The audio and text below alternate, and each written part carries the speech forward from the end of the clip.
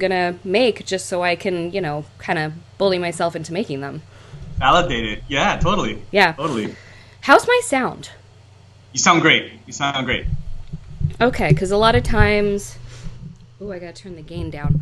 Because a lot of times my sound is like... I don't know. I'm not very techie. So my sound is usually worse than... Oh, you sound good. Okay, good. Yeah. Yeah. All right, good The shit. light is nice. Good. Hey, Oh, and it's I'll be quiet. noon. Yay for it being noon. So give me one. So I'm going to set it up so that the intro is ready, and then I'm going to just Oh, where did I put my phone? I should get a watch party going. Oh, we're live. I always forget to do that. We're not live yet. We're about to be. Oh, we are. We are live. Oh, whoops. Okay. Intro. Ha.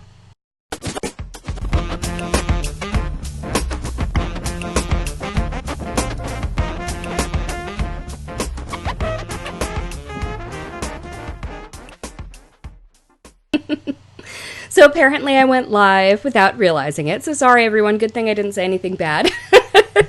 I'm Christine Gritmon, and this is Social. I do this every Friday at 12 noon Eastern Time, even when I'm sick, apparently. And I'm here with the fabulous Rob Balasabas, right? Right? That's right. All right. That's right. I studied from Thinkifik. And for those who don't already know, Thinkifik doesn't just give awesome people swag at conferences. Thinkifik is a leading software, a leading tool for online courses. Rob, first, why don't you tell us just a little bit more about Thinkifik and what they do? Sure, yeah. So, Christine, thanks so much. I know that we've been planning this for months, I think, since social media marketing world. But yeah, awesome to be here. Yes, so online courses. So Thinkifik is an online course platform. So you can use Thinkifik to create, market, and sell online courses and membership sites. And we try to make that as easy as possible. That's awesome. So here's my first question. And Sure. I sort of have the answer in the question, which is I tried to launch a couple online courses myself, and I wasn't going to be using a platform. I was literally just like, okay, if you sign up for the course, you'll pay me via PayPal, you'll check out on my website, you'll pay me via PayPal, and I'll just add you to a secret Facebook group and I'll put the course materials there. And not only did it not sell, I was also just selling it via my own channel. So tell me a little bit about why one should bother using an online platform for courses. Yeah. So I guess there's two sides to that, Christine. So there's the side for you, right? So it's really hard to have all these moving pieces, Facebook groups, PayPal. You have to enroll them manually into a Facebook group. If they stop paying, then you have to take them out and all these things. So for you as a course creator, we make that as easy as possible. You know, you have one place, right? You have your Thinkific site. And so it is sort of like the hub for all of your content, for integrations, for PayPal and Stripe, your payment solutions, also integrations with your existing marketing tools. So like your email marketing tools, whether it's ActiveCampaign or MailChimp or Constant Contact, whatever that may be. So it's all integrated there. You can then also see all of the analytics and progress for your students, which is really important. So that is fantastic. There's a lot of benefits. Yeah. So it makes it a lot easy for you as a course creator. And then on the other side, for your students, makes them easy it makes the experience a lot better for them as well. It's a lot less clunkier, right? So they log in. There's an A to Z or A to Z. I'm talking to Americans. A to Z. I keep forgetting you're Canadian. Yeah, I know, right? It'll come out. It'll slip out. When I say about stuff, but boot. So it'll just make that the whole student experience a lot easier for them. So that's really it. And then also when you have so many different pieces, WordPress plugins and Facebook pages and stuff, one little thing can trigger and break the whole sort of system. Whereas when you have one place where everything is there, and you have a team that it's their job to make sure that your site is always up, then you have a lot more peace of mind with that. So I swear, everyone, this isn't going to be an ad for Thinkific. I am going to get to the more universally applicable lessons, but I do want to ask, especially since I'm going to be launching an online course soon, I do want to ask a little bit more about those integrations that Thinkific has. Sure. So Yeah, what so what do they have? Like plugins with So other things? absolutely. Yeah. So the integrations that we have. So one step back, why we really focus a lot on integrations is that we are focused, I guess, as opposed to other learning platforms, we're focused on online courses. So we're not going to build, a payment solution, right? Stripe and PayPal are already leading, it's like a huge company. Those are huge companies. So we're not going to try and, go against that. Why make And, people sign up for a so whole we different thing when they have something?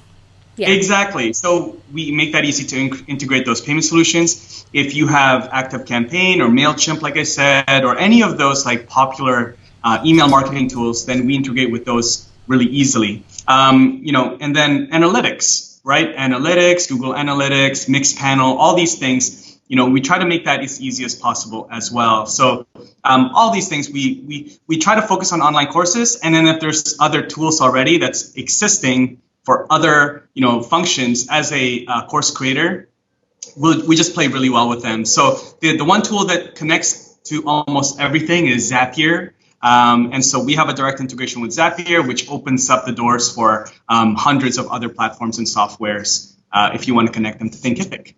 That is convenient. And sorry to anyone who doesn't already know, I have a sore throat, so that's why you keep seeing me go on mute and like drink my tea.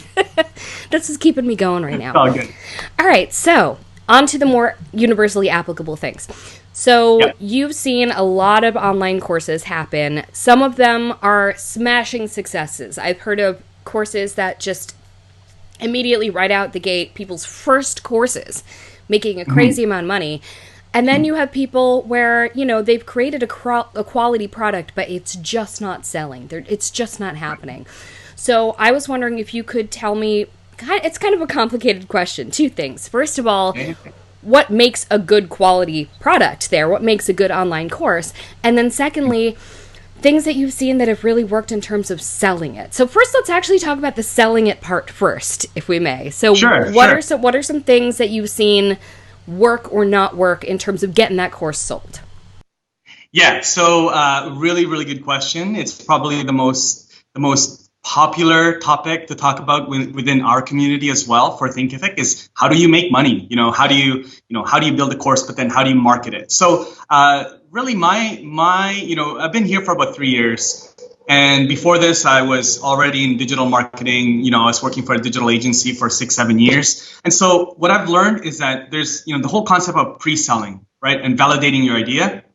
So the most successful course creators that I've met and people that sell digital products is that they validate their idea before they build the product, right? So and what do you mean by that? How do they validate that idea? Through a beta group, through questionnaires? Exactly. So they go into, for example, using social media, right? Going into LinkedIn, going to Instagram stories, using polls on Facebook groups. Like, hey, there's two questions that work really well. It's that, hey, I'm building a course on LinkedIn marketing. What are some of the topics you want me to cover inside of my training program? And so that opens up, it's a wide open question. It's not a yes. I lost Rob! Oh no! Did you lose me? Back. Did you lose me? I'm back. Oh, thank goodness you're back. Okay, good. I'm back? Okay, sorry. That's weird. So asking your existing audience, what it is that they think should be included in your course. And so that does two things. It tells you what people are interested in learning from you. And then also it gets people to raise their hands up who may have interest in what you have to teach. So people that do really well with selling courses are not marketing once they've finished creating that course. They're marketing before they even build the course, right? So I think that's really important. That way you know that, hey, you know what? I put this out there. It doesn't seem like this is something that people are interested in.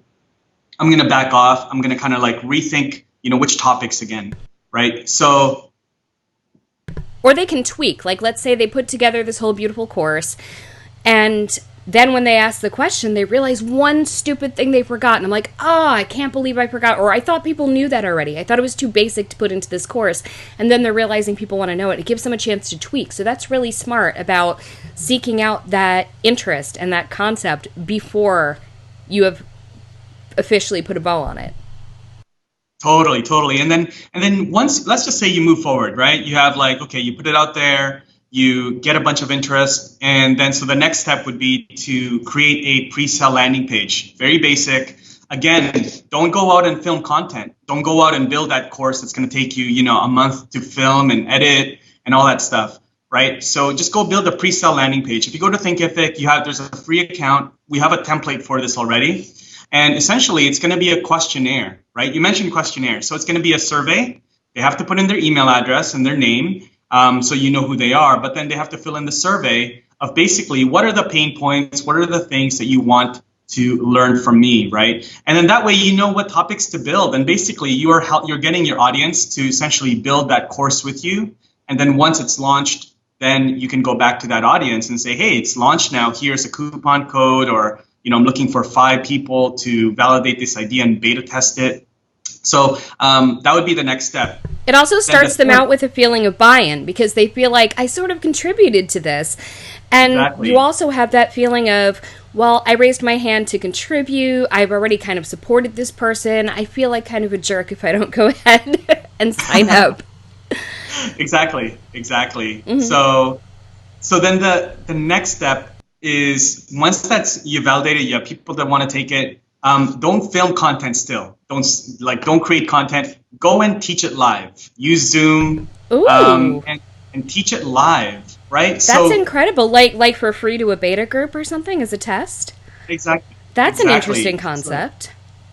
So teach it live, because what that does, 2 things, is that you are giving value, right? So even though they are beta testers, then you're giving value because they have so much access to you. You like, hey, I'm going to be live with Christine. Like, this is almost like a one-on-one consultation for a fraction of the price. And because it's going to be and they're giving you such value back because they're giving you free market testing.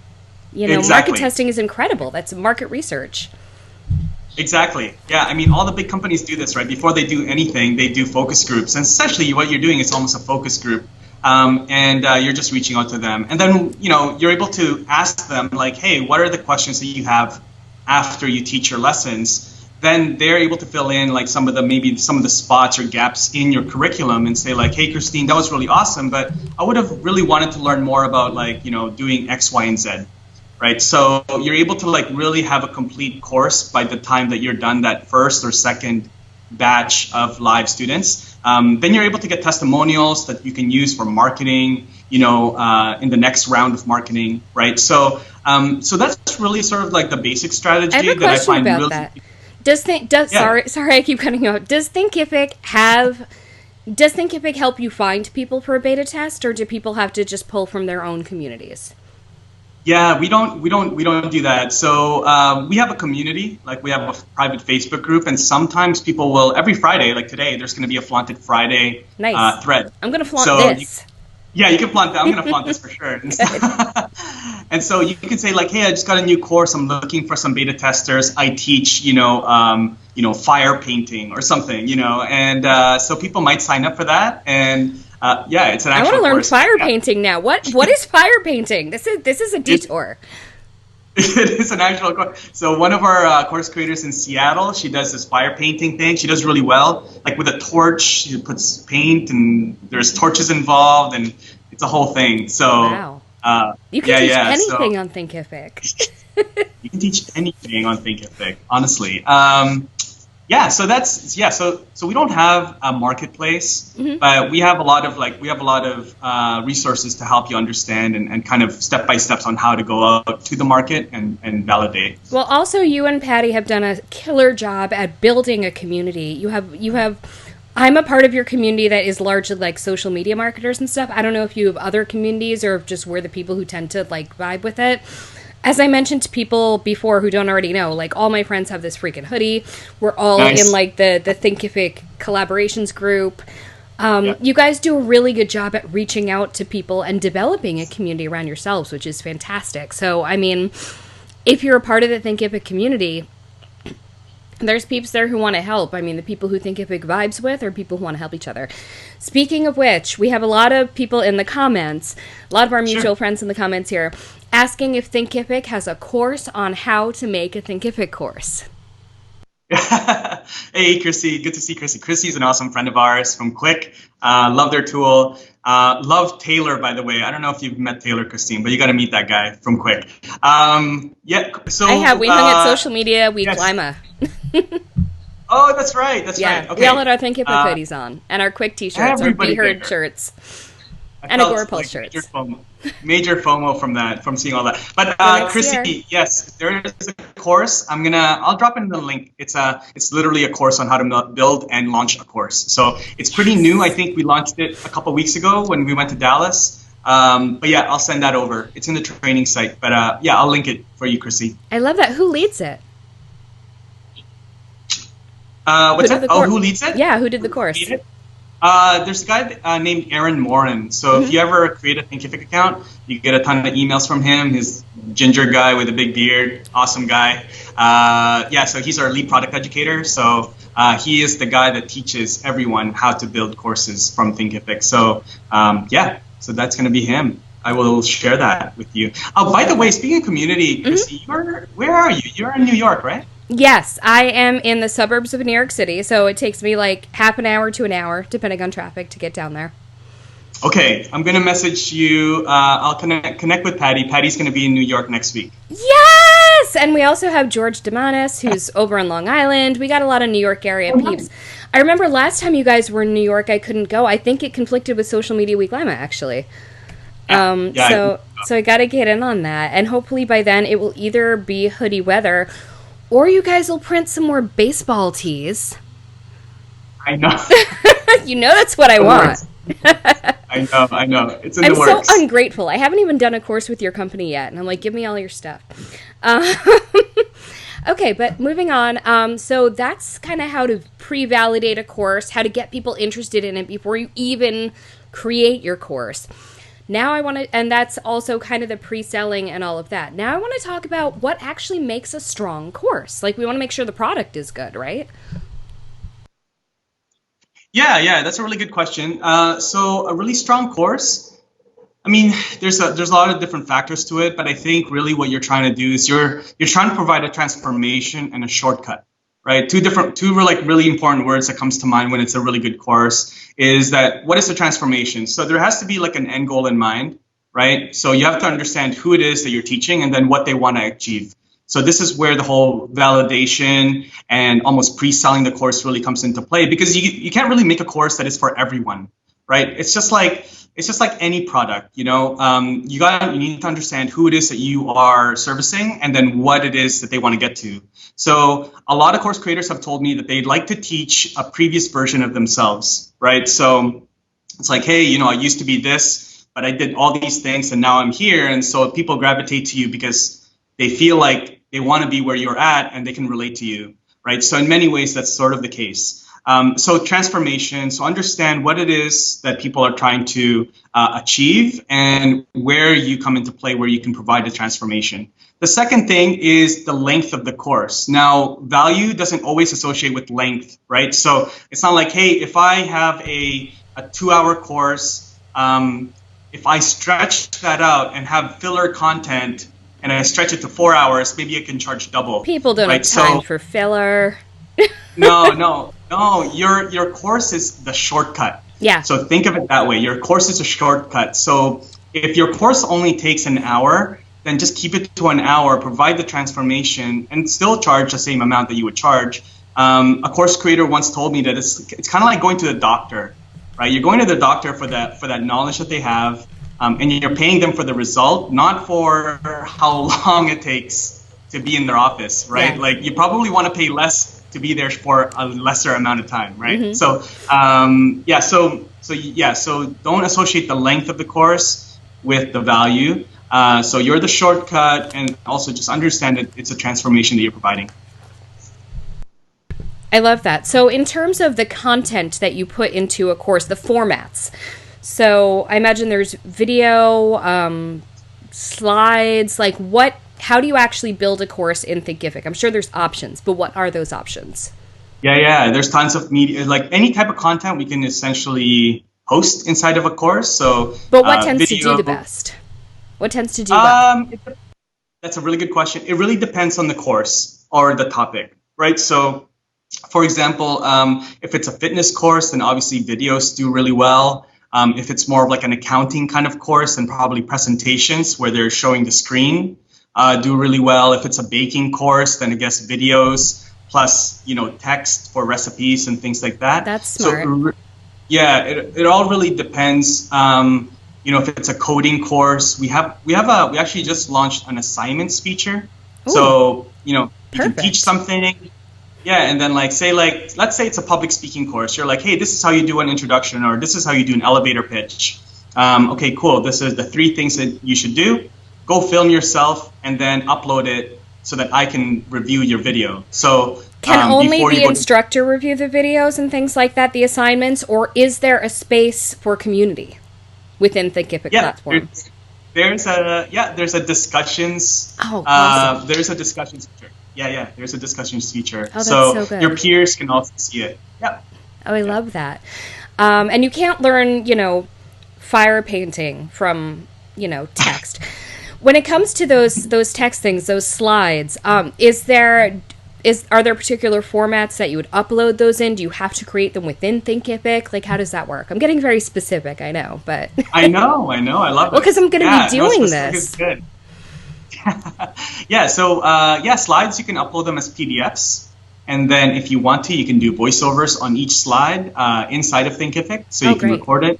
Yeah, you can do voiceovers and then just upload it as a video as well. So it's really flexible. It depends, everybody has different equipment and software. So we try to cater to all types of content creators as well.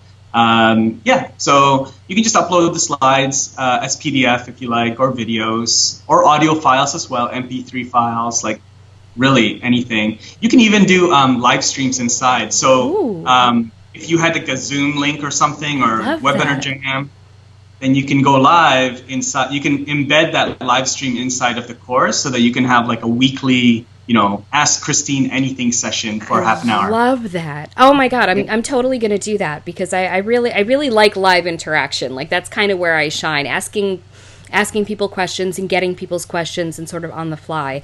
That's fantastic. That's really good to know. I don't know if you have stats on this sort of thing handy or just anecdotally in your head, but I'm wondering if there are particular lengths or broken down chunks or anything like that tend to do better than others when it comes to a course. Because to your point, people don't want to spend like a huge 4-hour chunk staring at your course. I mean, people have lives. Mm-hmm. Ideally, people are doing things with this information. They're not learning just to learn. I mean, learning for education is its own reward. But the fact is, people presumably want to do something with what they're learning. So is there sort of a sweet spot that you have found?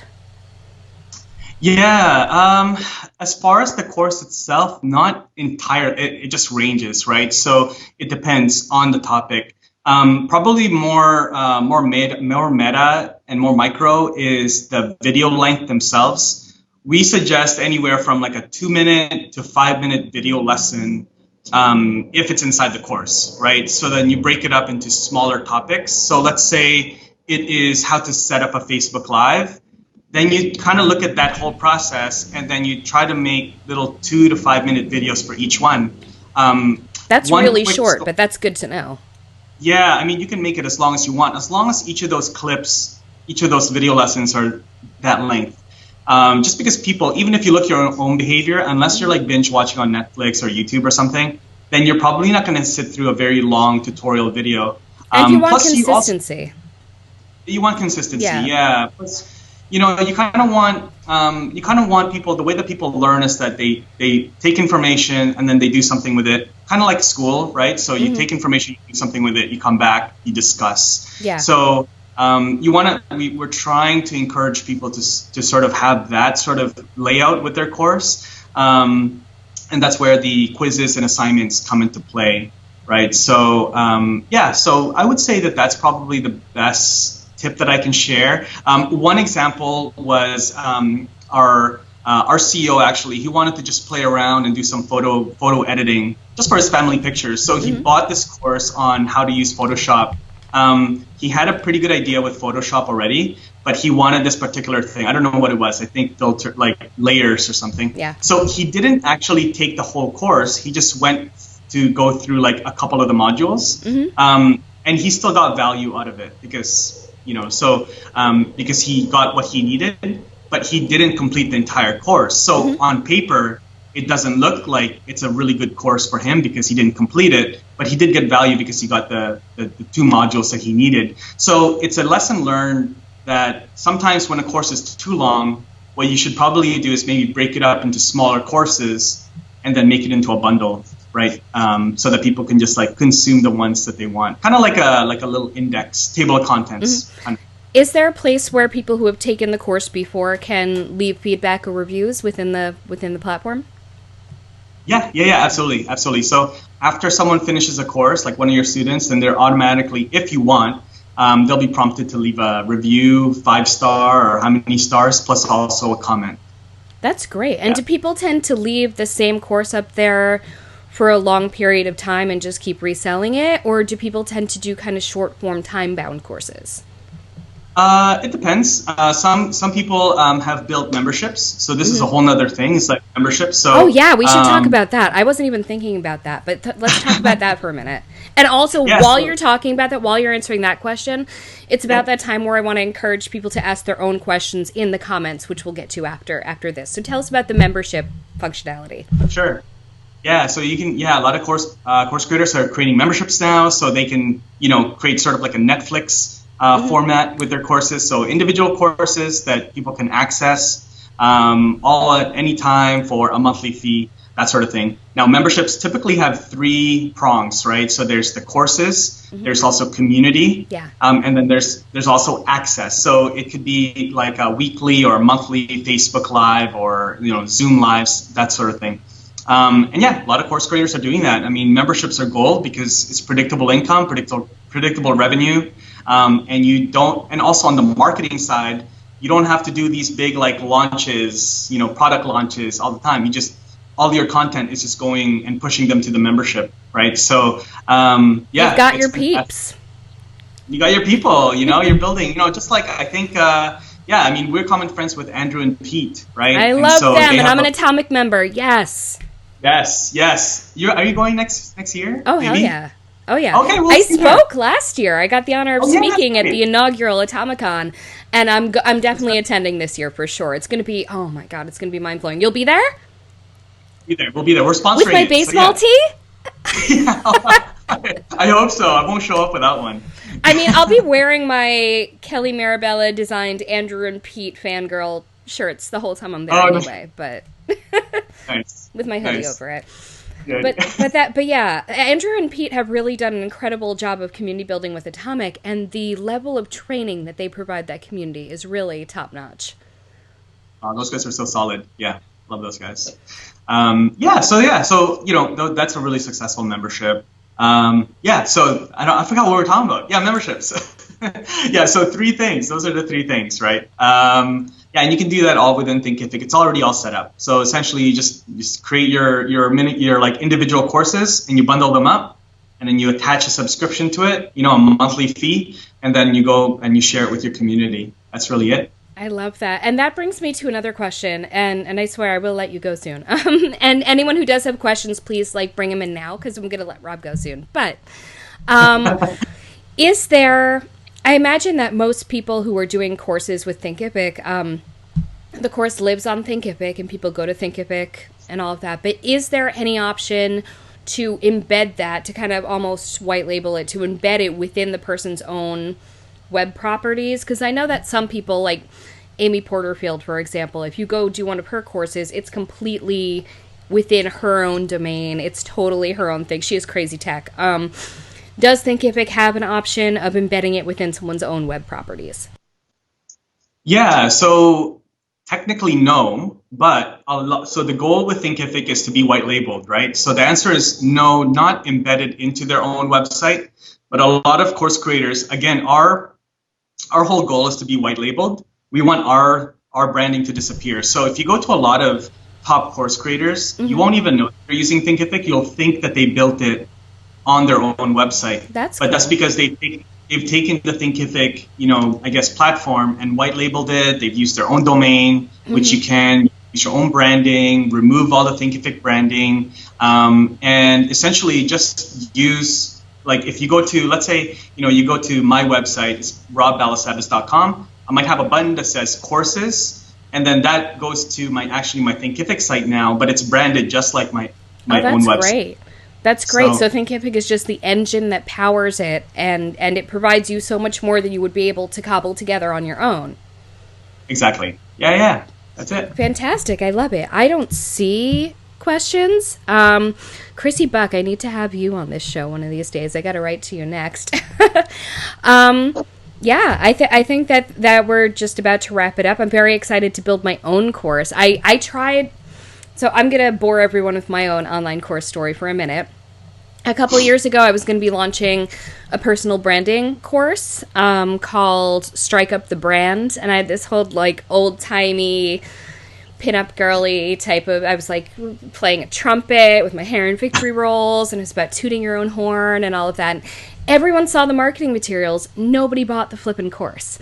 So, I mean, that's something, since I put together the material, I may try to kind of make that happen somehow. But the thing I really want to do with Thinkific is something that I've been thinking about for a while. I work with teeny tiny micro businesses, the little bitty mom and pops. And I was thinking of doing a series of very similar mini courses, but that have their own slight skew on it, called, business in a box, basically restaurant in a box, boutique in a box, realtor in a box, where I do kind of industry specific, like here's the basics you need to know to get started marketing your thing on social media, but they'd be very slightly different, like similar, but very slightly different so that it felt more industry specific. So I'm really looking forward. Those of you who've been following me for a while may have heard me announce these things before, and then they didn't happen. So now I'm really excited, and I'm saying it because I want to hold myself accountable. And I need you to be on my ass a little bit, Rob. And I need to actually post in the Thinkifik group. I'm going to make them happen. I'm going to make them happen. Make it happen. So if you guys want to see these courses go live, leave a comment. Yes. For Christine. Business in a box, Strike of the Brand, all of it. Yeah, Chrissy Buck, you get it. All right, cool beans. So Rob from Thinkific, I'm gonna ask you just the final thing is, if you could just give people one message about online courses, whether it's don't do this stupid thing or do this one thing. What's your one thing that you really want to get through people's heads about online courses? Yeah, online courses as a space is something that is just growing every year. If you pay attention to all of the leading, marketers and influencers and content creators out there, all those experts, they're all building online courses. They're a space, the attention span with education and everything, it's all getting disrupted. And so people are gravitating to online courses. So make sure that you look at it as a way to grow your business and scale your business, not just to sell online courses, but also as a way to grow your audience with, lead magnets and different ways that you can use online courses. So it's not just something that you sell for profit. It can also be something for awareness and also something for retention. So the whole funnel. Right. So, that's really it. And don't overthink it. Your first course is not going to be perfect, but it's going to help you understand your audience. Yeah, Will. Yeah, it's going to be perfect. So awesome. That's it. Jump into it. And if you have any questions, we're here for you. And you can also learn so much from teaching also, is what I found. So that's also a fantastic thing.